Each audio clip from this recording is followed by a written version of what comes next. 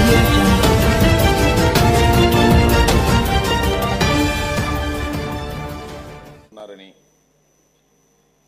చంద్రబాబు నాయుడు గారి ప్రభుత్వం వారి ప్రభుత్వం అభివృద్ధి కోసమే తంటాలు పడుతుందని వారు అడక్కపోయినా నియోజకవర్గాల్లో అభివృద్ధి చేస్తున్నాము అనేటువంటి భావన వచ్చే విధంగా వారు ట్వీట్ చేశారు.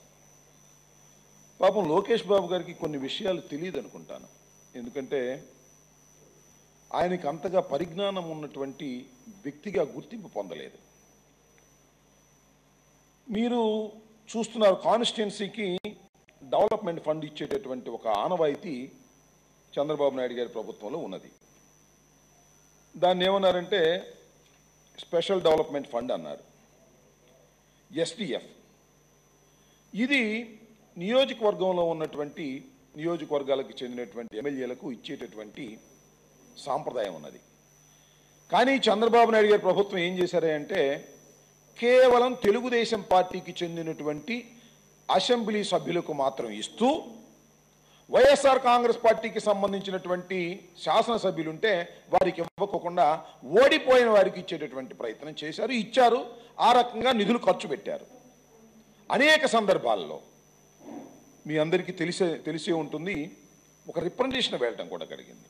పెద్దిరెడ్డి రామచంద్రారెడ్డి గారి నాయకత్వంలో ఎమ్మెల్యేలు అందరూ కలిసి, వైసీపీ ఎమ్మెల్యేలు ముఖ్యమంత్రి గారికి రిప్రజెంటేషన్ ఇచ్చారు. మాకు కూడా ఇవ్వండి ఫండ్స్, మేము ప్రజల నుంచి ఎన్నుకు కాబడినటువంటి వ్యక్తులం అంటే పరిశీలిస్తా ఉన్నారు. కానీ ఇవ్వాల చేరిన వాళ్ళని మాత్రం, మా పార్టీ నుంచి ఆ పార్టీలో చేరినటువంటి వ్యక్తులకు మాత్రం ఫండ్ ఇచ్చేటటువంటి కార్యక్రమాలు చేశారు.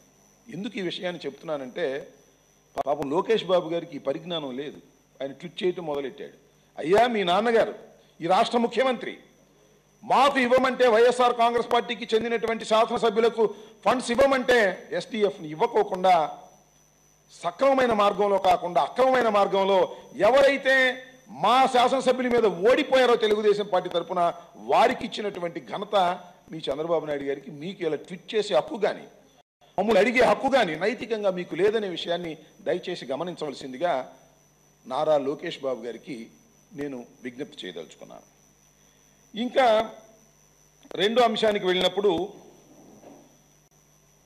ఇవాళ నీతి ఆయోగ్ సమావేశం జరుగుతుందని, దీనికి చంద్రబాబు నాయుడు గారు వెళుతున్నారని,